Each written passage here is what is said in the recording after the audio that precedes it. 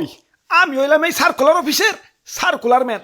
দেশে যত সরকারি চাকরির সার্কুলার হয় সব আমিই দেই। আল্লাহর রহমতে দেশে শিক্ষিত বেকারের বাম্পার ফলন, তাই ইনকামও মাশাআল্লাহ।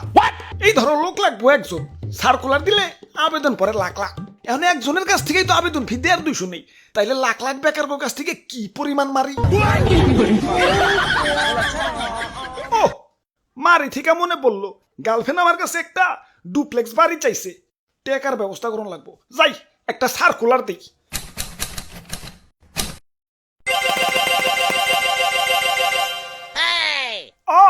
টেকাই টেকা না, এত অল্পতে খুশি হইলেব না, কাস্টমার আরো বাড়াই তৈব।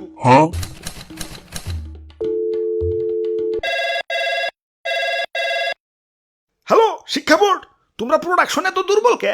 শিক্ষার হার বাড়াও, পোলাবান করো বেশি বেশি নাম্বার দিয়ে পাশ করিয়া বাজারে ছেড়ে দাও। পোলাবান পাশ না করলে চাকরিতে আবেদন করবো, আর আবেদন না করলে কি আমাকে ইনকাম হইব? গতবার 23% ফেল দিছো, এই 23% ফেল মানে কি জানো? 23% কাস্টমার হারানো। বাড়াও, পাশের হার বাড়াও। ইয়ে স্যার, সবাই রে পাশ দিলে তো পোলাপান শুধু নামে শিক্ষিত হইব, কাজে তো শিক্ষিত হইব না। কাজে তো শিক্ষিত বানান যাব না, নামে শিক্ষিত বানাই তৈব। কাজে শিক্ষিত হইলে তো ওরা ব্যবসা বাণিজ্য করে বড় বড় মিল ফ্যাক্টরি খেলা করে ফেলাইবো। পরে ওরা নিজেরা তো জব অ্যাপ্লাই করবোই না, অন্যদের অ্যাপ্লাই করতে দিব না, নিজেরাই চাকরিতে নিয়ে নিব। তুমি দেখতাছি মি আমার ব্যবসা বন্ধ করবার খারাইছো। তোমার শিক্ষা বোর্ডে ভয় চেকারায় পোলাপান গো এমন ভাবে শিক্ষিত বানাই তৈব যাতে ওরা সরকারি চাকরির আবেদনের যোগ্যতা ছাড়া আর কোনো কিছুর যোগ্যতা না থাকে। আমাদের এমন এমন গোল্ডেন কাস্টমার দরকার যারা কিনা 30-32 বছর বয়স পর্যন্ত নিরলস ভাবে জব অ্যাপ্লাই করে আমাদের উন্নয়ন ঘটাবে। স্যার, এমন গোল্ডেন কাস্টমার পাওয়া কি এত সম্ভব? সম্ভব, শুধু সরকারি চাকরির ব্র্যান্ড ভ্যালু বাড়াই তৈব।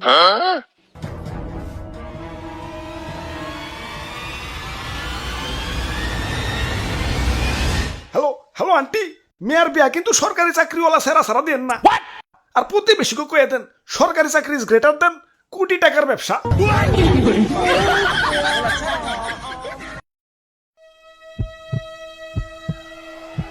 আল্লাহ, যা করবার লাগছি সবই কইলাম বাদ দইয়ে। তুমি দেখো বেশি দুঃখ যাতে না পাই।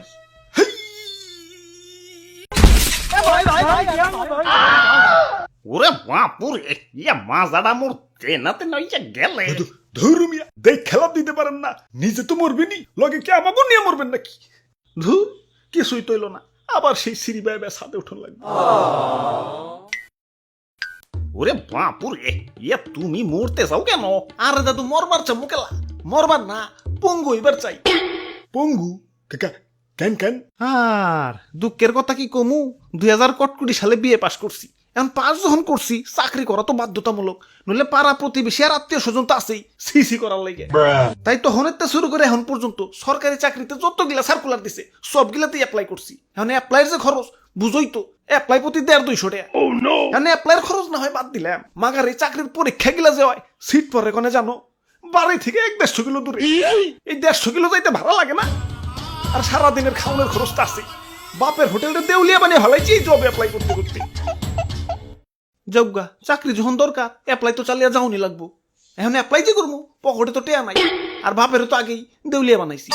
আর হাওলাত যে করবো এই বেকারে হাওলাত দেবো কেঠায়, তাই ভাবছি ভিক্ষা করবো। মাগার আমার এই সুস্থ সবল শরীর দেখে কেউ আর ভিক্ষা দিবার চায় না, তাই এই ছাদ থেকে লাভ দিলাম। পঙ্গু পঙ্গু হইলে তার কেউ ভিক্ষা দিবার মানা করবার পারবে না। চাকরির আবেদন তো চালিয়ে যাওয়ার লাগবো। জীবিকা নির্বাহের জন্য চাকরি আর কতটা দরকার, সরকারি চাকরির আবেদনের টাকা জোগানোর জন্য একটা চাকরি আরো বেশি দরকার।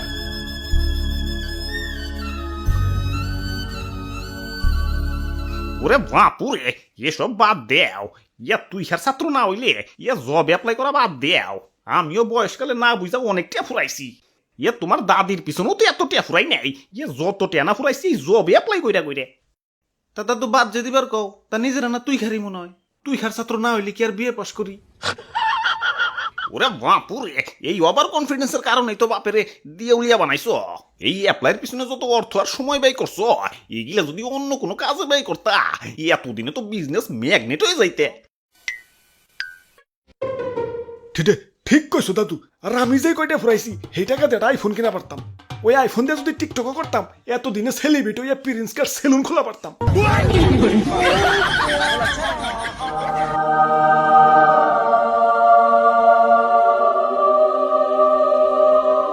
ওইছে আর কইতে হইব না, আমার চোখ খুলে গেছে, আর আবেদন করুন যাব না। তাইলে চলো সার্কুলার অফিসে, আজ পর্যন্ত যত আবেদন করছি সব টাকা ফেরত নিয়ে আহি। ঠিক কইছো দাদু, পরে তিনজনে মিলে এটা ব্যবসাদার করান যাইব। ওই সার্কুলার দিয়া তো ইনকাম ভালোই করতাছি, কিন্তু এতটা রাহুম কনে? ব্যাংকে রাহুম না, ব্যাংকে মনে হয় জায়গা হইব না। ওরে বাপুরে, আমগো টাকা আমগো ফেরত দেও। কিসের টাকা? এতদিন যে চাকরিতে আবেদন করছি ওই টাকা। আবেদন করছো ভালো কথা, যাও পরীক্ষা দাও গা। বাবা পরীক্ষা তো দিছি। তাইলে তো আরো ভালো কথা, যাও রেজাল্টের জন্য অপেক্ষা করো গা। রেজাল্টও দিছে কিন্তু চাকরি পাই নাই, তাইলে আর কি টাকা মায়ের। মায়ের মানে আমগো টাকার হিসাব চাই। ওই তোমাকে পরীক্ষা নিতে খরচ হয় না, নিজের টাকাতে তোমাকে পরীক্ষা নিবো নাকি? যাও যাও বাড়ি যাও। আব্বে হালায় 5 টাকার প্রশ্ন আর 10 টাকার খাতা দিয়ে লাখ লাখ বেকার গোকাস থেকে কোটি কোটি টাকা হাতে নিতেছ, আবার কম পরীক্ষা নিতে খরচ হয় না। আবার সিস্টেম করছো টেলিঠক ছাড়া আবেদন ফিদাও দেবো না। ভালোই ব্যবসা খুলে বসছো, সার্কুলার দিয়েও টাকা কামাও, আবার সিম বেচাও টাকা কামাও। আস্তে কও আস্তে কও, ব্যবসার গোমর কি ফাঁস করে দিবা নাকি? চাকরির আবেদন ফ্রি করো, নইলে আমাকে মতো যারা রেগুলার কাস্টমার, মানে যারা বারবার আবেদন করে তাদেরও তো একটু ডিসকাউন্ট দাও। বাপ মায়ের লাখ লাখ টাকা খরচ করে পড়ালেখা করেছে, ভাবছে পোলা বড় হয়ে চাকরি বাকরি করে বাপ মায়ের মুখ উজ্জ্বল করবো। এখন চাকরি তো পরের সাবজেক্ট, টাকার জ্বালায় তো আবেদনই করবার পারতাছি না। এখন বাপ মায়ের মুখকে আমি ফেরেন লাভলিতে উজ্জ্বল করবো। লাখ লাখ মানুষের শিক্ষিত মানে সার্টিফিকেট ধরে দিচ্ছ, মাগার চাকরিতে তো নিবা মাত্র হাতে গোনা কয়েকজন। এখন বাকিরা কি ঘুরার ঘাস কাটবো? এখন দেশে কোম্পানি চাকরি আছে বুঝলাম, মাগার কোম্পানি চাকরিতে তো আবার অভিজ্ঞতা লাগে। এখন ওই অভিজ্ঞতা কি তোমাকে স্কুল কলেজে শিখায়? হালার অভিজ্ঞতা না হয় বাদ দিলাম, সেদিন ক্লাস 1 থেকে লয়ে ক্লাস 15 সবগুলা ওই তামা তামা করে খুঁজাও কোথাও পাইলাম না যে কিভাবে টাকা কামাইতে হয়। ঠিক কইছেন ভাই, স্কুল কলেজে তো আর চাকরি করার যোগ্যতা বানায় না, আবেদন করার যোগ্যতা বানায়। বহুত হইছে, আর আবেদন করুম না, দাও আমগো ফেরত দাও। কেন আর আবেদন করবা না কেন? দরকার বললে ব্যাংক লোন নেও, তোমার বয়স তো আছে, বাপ মায়ের মুখ উজ্জ্বল করার তো চান্স আছেই। 30 বছর পর্যন্ত জবে অ্যাপ্লাই করতে থাকো না, দেখোই না কি হয়। ওরে বাপুরে, ওই আশায় থাকতে থাকতেই তো আমি মুরব্বী হয়ে গেছি। জীবনে না পাইলাম চাকরি, না পাইলাম সুকরি। 30-এর পর গিয়ে কি আর বিয়ের শখ থাকে? ঠিক কইছো দাদু। ওই তোমাকে আবুল তাবুল কথা শোনার আমার টাইম নাই, তোমরা যাও, আমার বহুত কাম আছে। আমার আবার চাকরির আবেদনের বয়স বাড়িয়ে আমার ডেট ওভার কাস্টমারকে আবার বেকান্ত হইব। তোমাকে মতো বেকার হয়ে থাকলে হইব না, ইনকাম বাড়াইতে হইব। চাকরির আবেদনের বয়স বাড়িয়ে আমার ডেট ওভার কাস্টমারকে আবার বেকান্ত হইব। ওরে বাপুরে, আমারে 2টা ভিক্ষা দেও।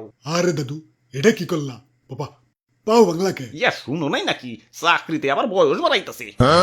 কথা না কইয়া ইয়া ভিক্ষা দেও, আমার আবার আবেদন করুন লাগবো।